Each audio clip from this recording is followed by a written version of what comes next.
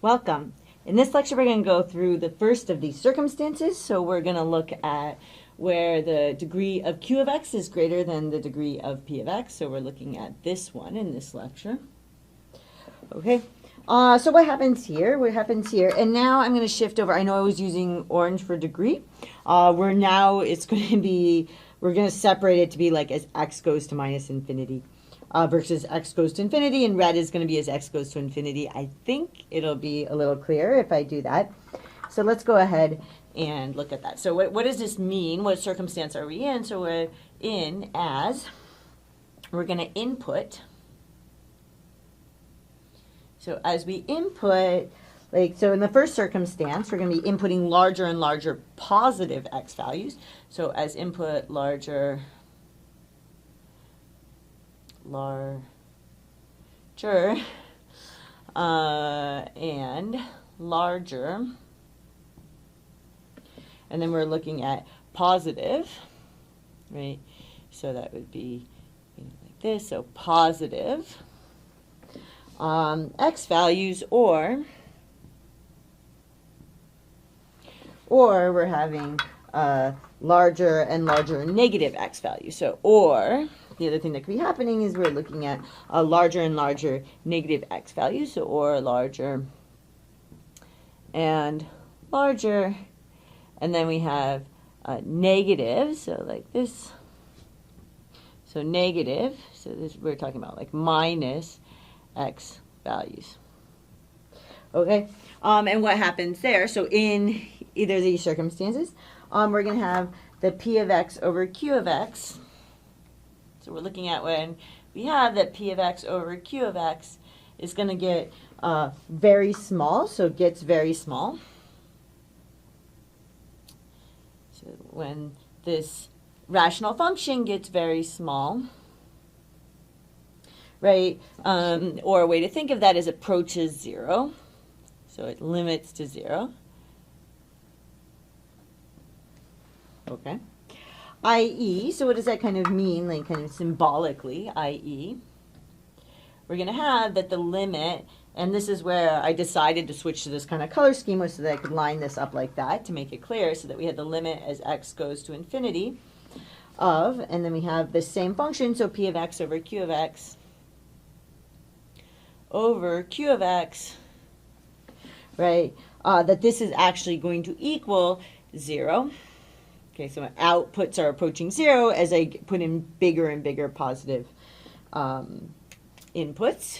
And then, so that's what we get for this circumstance. And we have that. The other circumstances where we have the limit as, and then this is, this one orange. So the x values are going to minus infinity of p of x over q of x is going to come out as 0. Right, so as I'm putting in larger and larger negative values, I'm getting closer and closer to 0. Right, so I'm just getting really, really small. Okay, so let's look at an example. Always good to have an example. So I'm going to look at the function f of x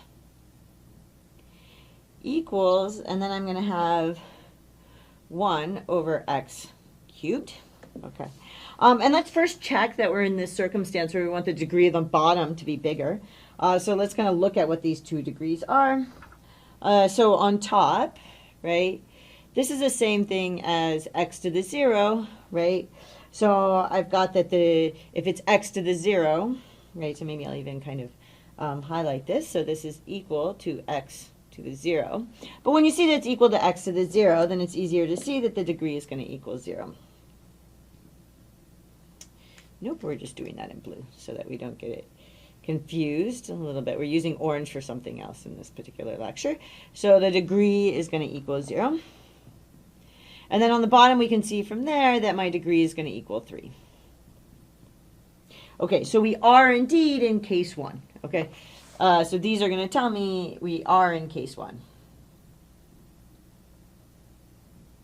And then let's draw the picture over here and see how much we agree with what's going on. So we have our x and y axes. So I have, we'll do them both in yellow. So I have my x-axis here and my y-axis here. And we can look at the picture of what happens. So let's do our graph of our function. So our,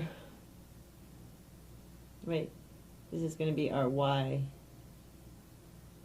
So this is y equals f of x equals 1 over x cubed. And here, and we can notice that this is approaching 0 here. Right, you can kind of see that. And here, and that's in the plus infinity direction, right? My x is going to positive infinity here, right? I can see my x values, or sorry, my output values approaching 0 there. And this is the direction, right? I have that x is approaching minus infinity here. So we can look at the graph of our function there, and we can get this, and you can actually see that the outputs are approaching 0 here. Okay.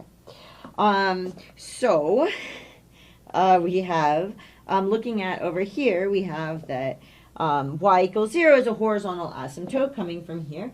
Okay, so y equals 0 is a horizontal asymptote because you can see it approaching 0, right? So that's kind of this here is a horizontal asymptote. And that's coming from the fact that the limit as we have, this blue is a little hard to see, isn't it? The limit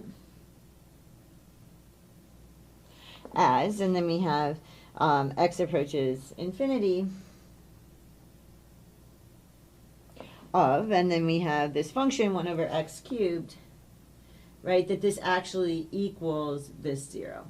Okay, so that's why I got y equals 0 is a horizontal asymptote. We actually get the same horizontal asymptote, so that's kind of like doubly showing up as a horizontal asymptote, which is totally okay. And so from here also, I get from the fact that as I go towards negative infinity, my y values approach 0. I'm again going to get that y equals 0 is a horizontal asymptote. So y equals 0 is a horizontal asymptote, right? And that's again coming from the fact that I have that the limit, right here, it's the limit as x approaches minus infinity, right, of this function 1 over x cubed is equal to 0. So this 0 told me y equals 0, and this 0 told me y equals 0. Okay.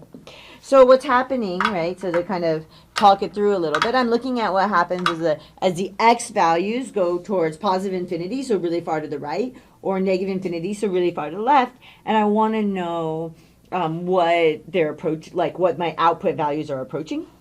I mean, you can just kind of look at the function and see, you know, as I go really far right, it's approaching 0, which told me that y equals 0 is a horizontal asymptote. I actually get the same horizontal asymptote on the left-hand side in this particular circumstance, where I'm getting, as I go really far on the left, again, my outputs are approaching 0.